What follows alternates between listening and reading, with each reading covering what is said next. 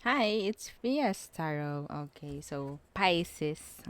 Pisces placement. So this is your mid-February love reading. Okay, syempre, before tayo mag-start, kung hindi ka pa nakapag-subscribe, please do subscribe and hit the notification bell para lagi po tayong biging updated sa mga mangyayari pa lang. Okay, and syempre, kung may tanong po pagdating sa private reading, just message me sa akin pong FB page for more info. Ganun rin po pagdating kay Perception of Light. Okay, and syempre, if you're interested pagdating sa ating all-in-one Evil Eye bracelet, sa ating Evil Eye ring, and sa ating Evil Eye necklace, just message me, okay? So, yung photo pagdating sa necklace, ibibigay na lang if tatanong kayo, okay? So, yun po. Message lang, okay? Para tayo ay magkausap, no? Okay. So, Pisces placements. Yan. Kumusta ang mga Pisces? Talaga naman. Oo. Napakasisipag ng mga Pisces sa paghihintay. Kayo kasi yung last. Oo. Last na binabasa. Oo. Binabasa ko. Kasi Aries through Pisces. Diba? So, tingnan natin. Situation ng mga Pisces placements. Pagdating sa love, ngayong mid-February. Whoops! The Two of Wands in reversed. Okay. Chararan! The Moon in reverse. Clarity. Answers. Okay.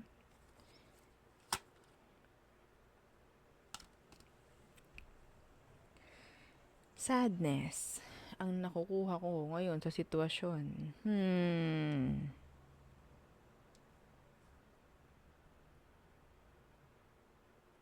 Someone is open. Yes, someone is sobrang vulnerable pagdating sa sitwasyon. The Moon, this is Pisces. Okay. So, tingnan natin. Some of you, ikaw ito, na medyo talagang hindi makaalis sa mga mas malulungkot na pangyayari sa buhay na parang palaging mo lang binabalik-balikan, no? Ang daming pagbalik-balik. Oo, kasi ang dami. Tingnan natin. Okay, ano bang meron sa person mo? Bakit ganyan? Bakit ganyan ang situation nyo? Anong meron sa kanya, Pisces? Okay, anong meron sa taong yan? The Ten of Swords. Kaya pala. So, binackstab ka ng maraming beses, no? So, may ending na nangyari. Okay, the Ten of Swords. Pwedeng air sign. Gemini, Libra, and Aqua. Oh, the Page of Swords in reverse.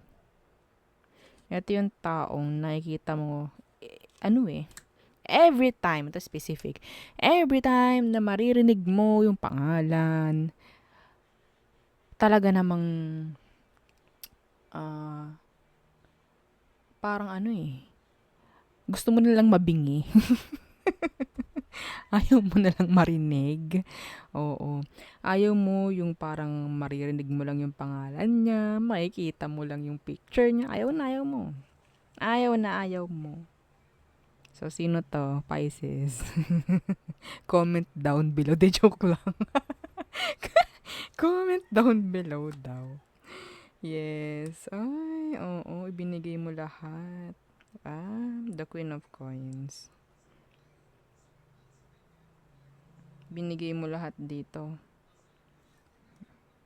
Pero ngayon, nakikita ko na pwedeng natuto kang humindi. Oo, sa taong ito.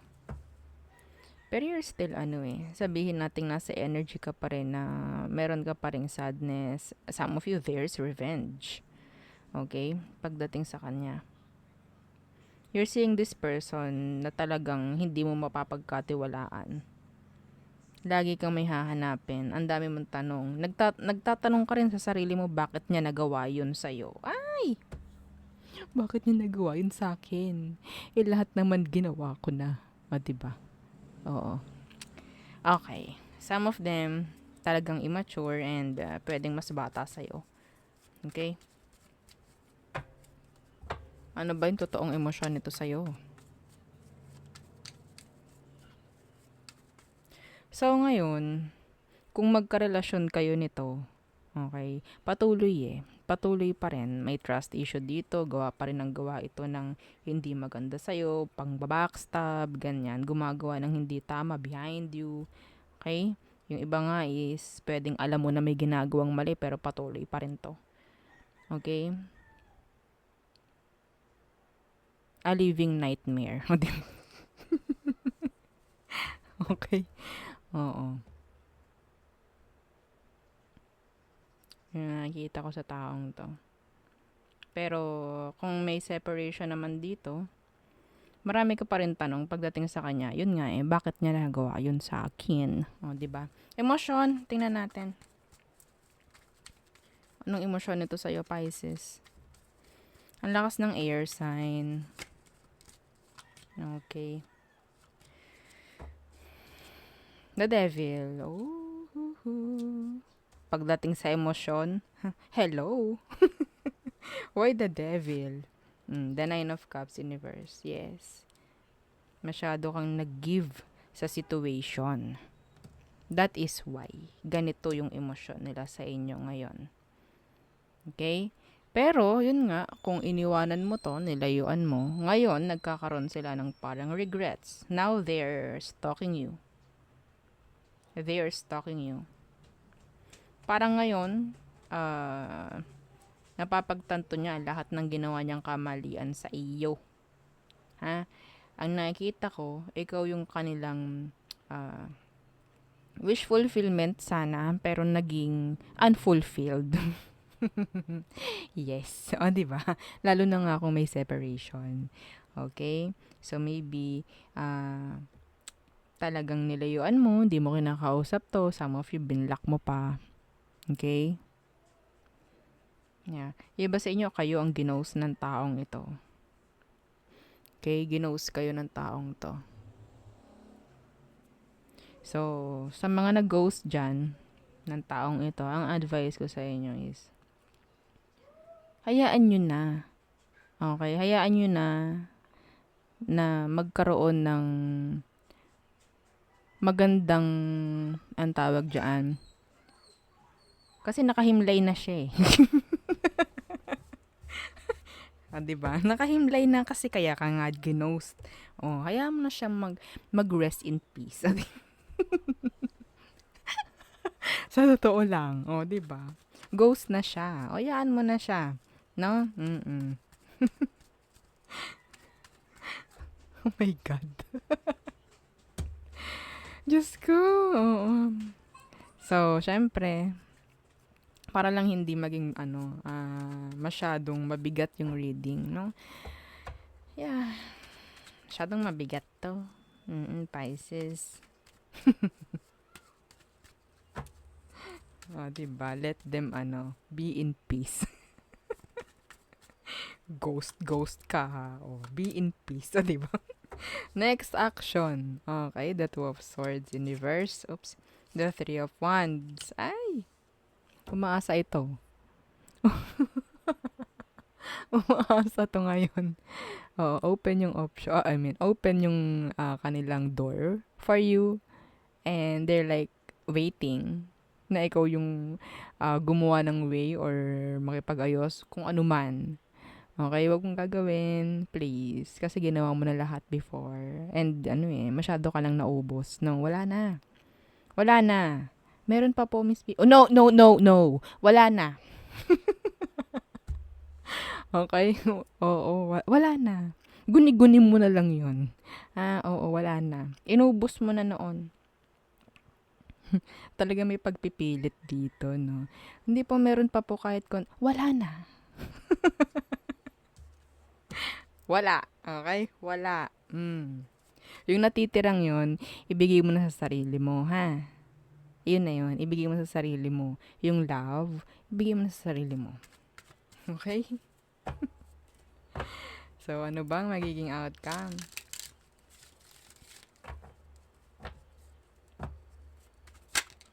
Oh my God! Oh my God! May nakita akong Three of Cups. Oh no. No, no, no, no. Please. No. Okay? No. No! Ano po yun? Reconciliation yun. Oo, wag. Wag muna. Okay, wag muna. Oo. Ano maganda? Outcome slash advice for Pisces. Ay, ako ang napapagod para sa'yo. O, diba? The Eight of Wands. Talaga naman. Pinilit talaga. Okay, Eight of Wands. And the Five of Wands. Okay, so, communication is coming. Pero, mabobrot up lang. Okay, yung issue. So, anong meron? Magkakaroon lang ng arguments. Magkakaroon lang ng away dito. Okay? Kung gustong gumawa nito ng action, dapat noon pa. Dapat ngayon meron nang nangyayari kung gusto niya talaga. Lalo kung hiwalay kayo. Well, kung hindi man, dapat may nakikita ka ng improvement. If ever. Na kung gusto man nga ng taong ito na or nakikita ka man niya ngayon na ikaw pala dapat talaga. Parang ganyan. So, ayaw niyang maging failed or failure itong connection na to. Gagawa na yun ng paraan ngayon pa man. Ngayon pa lang. Okay? So, I'm seeing this person pwedeng gagawa ng action. Okay? Hindi ikaw ang kailangan gumawa ng action dito, Pisces. Some of them pwedeng fire sign, Aries, Leo, Sagittarius, Sagittarius. I'm seeing here Capricorn din. Ikaw, nakabaliktad ka dito. Some of you pwedeng Pisces din. Okay? Pisces din itong person mo. Well, ikaw nakabaliktad dito. Wala kang gagawin. Okay? You need to what? Talikuran itong sitwasyon muna. Hayaan mo silang gumawa. Okay? Hayaan mo silang gumawa dito. Hayaan mo naman sila yung umeffort this time. Hindi yung ikaw. Kaya ka naubos. Kaya ka napapagod. Hindi po, Mas Pia. Meron pa po kaunti. Umupo ka. Umupo. Baka ikaw ay nabibigla laang. Ha? Wala kang gagawin. Please. Please. Kung gusto mong may mag-end na cycle, umupo ka, ha? Okay? Maghunos dili ka. Tama na yung ginawa mo before. Yes, tama na yung ginawa mo before. Focus on yourself. Okay? Yung love na ibibigay mo sa taong ito dahil gusto mo nga, wag muna. Sa sarili mo lang muna. Okay? Kung magagawa nyo to ng tama, siya, pati ikaw, kung alam ninyo kung anong kailangan pagfokusan, may chance ito. Mayroon. Maniwalat kayo sa hindi. Okay? Hindi po ko naniniwala. I don't care. May chance ito na magkaroon ng magandang potential. Okay? Meron. Yes. Kung marunong ka mag-draw ng line, mag-limit sa mga gusto mong mangyari sa sitwasyon. Kung marunong kang mag-hold back. At hayaan mo itong taong ito na gumawa ng paraan. Gumawa ng kung anong kailangan niyang gawin. And kung maiisip niya yon. Okay? Hindi natin kailangan turuan itong taong ito. Ano to, robot? Ano to, puppet? Kailangan natin gawa ng, kailangan nating sabihan kung dapat gawin. Ano to, grade 1? Talo pa to ng grade 1 sa ngayon. Okay? So, kung yun, ang nakikita ko na pwede nga na mangyari, may potential itong sitwasyon nyo.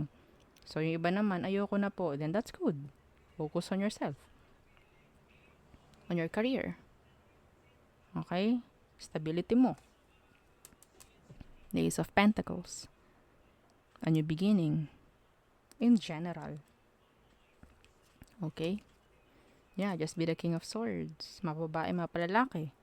Kung marunong ka. Okay?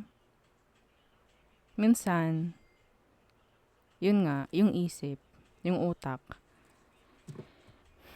gumagana yan para yung puso maprotektahan. Okay? Yun yun. Okay? Kaya minsan, kahit nagpupumilit yung emosyon, yung puso mo, kung mas mapapangunahan, no, ng puso yung utak, wala na naman to.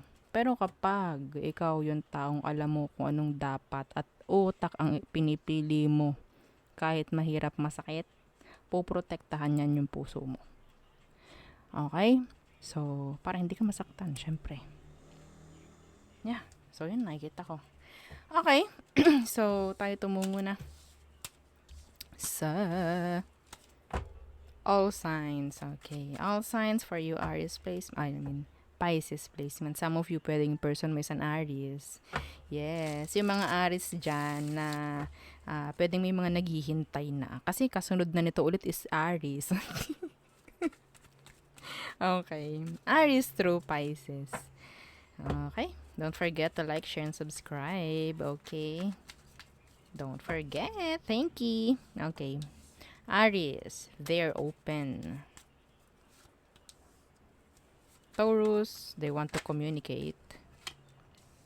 Gemini, may third party involvement. No chance of reconciliation sa ngayon. Low chances. Okay. So, Cancerian, so they're like, there's no action, like no, slow to no action coming from this Cancerian.